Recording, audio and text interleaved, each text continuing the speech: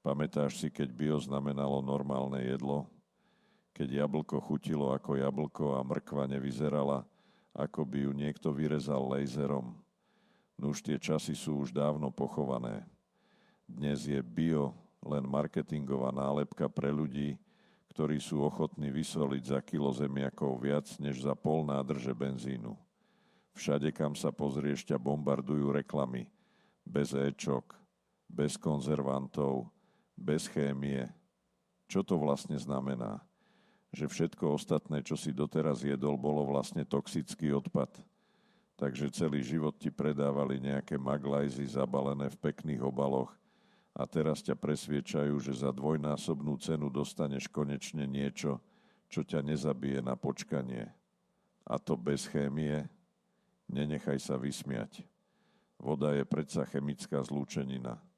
Sol je chemická zlúčenina. Tak čo to vlastne znamená, že niečo je bez chémie? To je len geniálny ťah marketérov, ktorí ti chcú vyžrať peňaženku, kým ty si myslíš, že robíš niečo zdravé pre svoje telo. A najväčší paradox? Kedysi bolo bioštandard.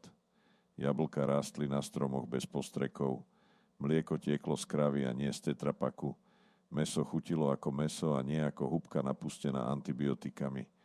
Teraz je bioluxus, za ktorý si musíš priplatiť. Chceš jesť zdravo? Tak plať, ty plebejec. Ale v pohode, veď si môžeš kúpiť bioparadajku za 3 eurá, zatiaľ čo tá postrekovaná, geneticky modifikovaná a konzervantmi naliatá verzia stojí 99 centov. Aký je výsledok?